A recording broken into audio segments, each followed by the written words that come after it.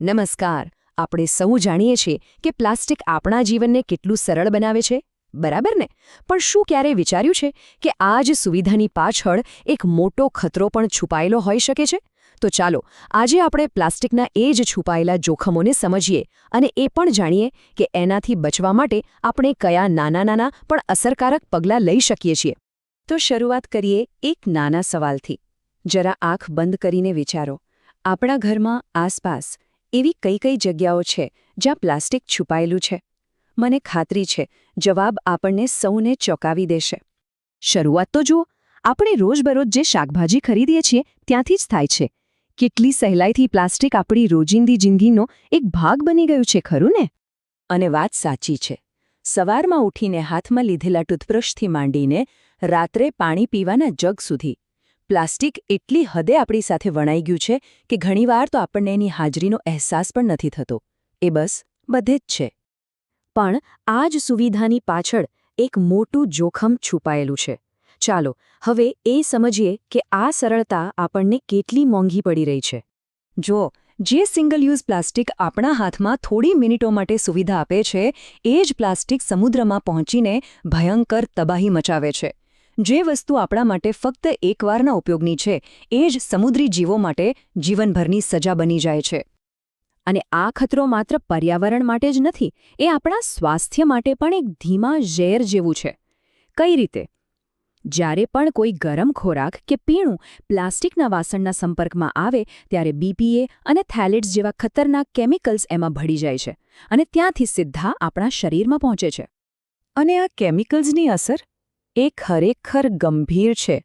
એનાથી કેન્સર, હોર્મોન્સનું અસંતુલન, પ્રજનન ક્ષમતા પર અસર, જન્મજાત ખામીઓ અને રોગપ્રતિકારક શક્તિ નબળી પડવા જેવી સમસ્યાઓ થઈ શકે છે. એટલું જ નહીં, કિડની, લિવર અને આપણા મગજને પણ નુકસાન પહોંચાડી શકે છે. આ લિસ્ટ ખરેખર ડરાવણું છે. પણ વાત અહીં અટકતી નથી. પ્લાસ્ટિક ક્યારેય ખતમ નથી થતું. એ બસ નાના અતિ સૂક્ષ્મ કણોમાં તૂટતું જાય છે, જેને માઇક્રોપ્લાસ્ટિક્સ કહેવાય છે. અને આ કણ હવે પાણી, મીઠું અને જે હવામાં આપણે શ્વાસ લઈએ છીએ એના દ્વારા પણ આપણા શરીરમાં પ્રવેશી રહ્યા છે. તો આ બધું જાણીને નિરાશ થવાની કોઈ જરૂર નથી. કારણ કે દરેક મોટા બદલાવની શરૂઆત હંમેશા નાના પગલાંથી જ થાય છે. અને સારી વાત એ છે કે આપણે સાથે મળીને ઘણું બધું કરી શકીએ છીએ. પણ એ પહેલાં ચાલો ભારતમાં આ સમસ્યા કેટલી મોટી છે એનો એક અંદાજ મેળવીએ. આગળ જે આંકડો આવશે એ સાંભળીને કદાચ આપણે બધા વિચારતા થઈ જઈશું. 29,000%. જી હા, આ આંકડો બિલકુલ સાચો છે. કેન્દ્રીય પ્રદૂષણ નિયંત્રણ બોર્ડના આંકડાઓ કહે છે કે 1996થી 2017 એટલે કે ફક્ત 21 વર્ષમાં ભારતમાં પ્લાસ્ટિકનો વપરાશ 29,000% વધ્યો છે. આ આંકડો પોતે જ બતાવે છે કે હવે કંઈક કરવાનો સમય પાકી ગયો છે. એક વાત તો પાક્કી છે કે પ્લાસ્ટિકને રાતોરાત જીવનમાંથી કાઢી નાખવું શક્ય નથી. પણ હા, આપણે નાના અને સરળ ફેરફારોથી એક મજબૂત શરૂઆત ચોક્કસપણે કરી શકીએ છીએ. તો ચાલો હવે કેટલાક એવા શાનદાર અને સહેલા વિકલ્પો પર એક નજર કરીએ જે આપણને પ્લાસ્ટિક મુક્ત જીવન તરફ લઈ જવામાં મદદ કરશે. અહીં આપણે એકદમ સરળ ફોર્મ્યુલા અપનાવીશું. આ નહીં, આ વાપરો. મતલબ કે કઈ પ્લાસ્ટિકની વસ્તુને આપણે કયા સારા અને હેલ્ધી વિકલ્પથી બદલી શકીએ? ચાલો જોઈએ. સૌથી પહેલાં આપણું રસોડું. પ્લાસ્ટિકના ડબ્બાની જગ્યાએ સ્ટીલ, કાચ કે પછી તાંબા, પિત્તળના વાસણો વાપરી શકાય.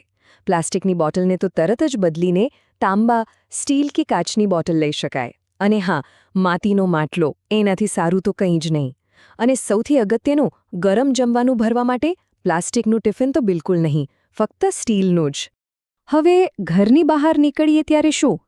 ખરીદી કરવા જતી વખતે પ્લાસ્ટિકની થેલી લેવાને બદલે ઘરેથી જ કાપડ કે શણની થેલી લઈ જવાની આદત પાડીએ.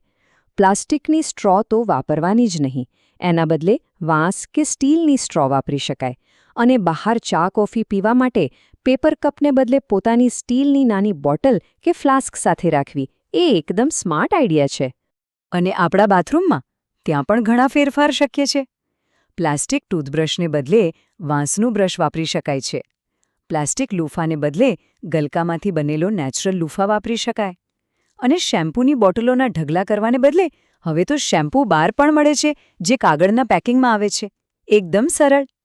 આ બધા વિકલ્પો સાથે ફક્ત 2 સરળ આદતો અપનાવી લઈએ તો પણ ઘણો મોટો ફેર પડી શકે છે. પહેલું, ક્યાંય પણ ખરીદી કરવા જઈએ પોતાની કાપડની થેલી હંમેશા સાથે રાખવી. અને બીજું, ઘરમાં ભીનો અને સૂકો કચરો એટલે કે પ્લાસ્ટિક વેસ્ટ હંમેશા અલગ રાખવો. બસ આટલું જ. આ બધા નાના નાના ફેરફારો આપણને એક મોટા ધ્યેય તરફ લઈ જાય છે અને એ છે એક સ્વસ્થ ભવિષ્ય. અને એ ભવિષ્યનું નિર્માણ ખરેખર આપણા સૌના હાથમાં જ છે. વર્લ્ડ વોચ ઇન્સ્ટિટ્યૂટની આ ચેતવણી પર ધ્યાન આપવું ખૂબ જરૂરી છે. જો આજની પરિસ્થિતિ બદલાશે નહીં તો 2050 સુધીમાં આપણા સમુદ્રોમાં 9 અબજ ટન પ્લાસ્ટિકનો કચરો હશે. આ એ ભવિષ્ય છે જેને આપણે સાથે મળીને રોકવાનું છે. એટલે હંમેશા એ યાદ રાખીએ કે જ્યારે પણ આપણે કોઈ એક પ્લાસ્ટિકની વસ્તુને ના કહીએ છીએ ત્યારે એ આપણા સ્વાસ્થ્ય અને આપણી પૃથ્વી માટે એક નાની પણ બહુમૂલ્ય જીત હોય છે. દરેક નાનો પ્રયાસ મહત્વનો છે. તો આ બધી વાત પછી હવે સવાલ એ છે કે પ્લાસ્ટિક મુક્ત જીવનની આ સફરમાં આપણું પહેલું પગલું, આપણી પહેલી પસંદગી કઈ હશે?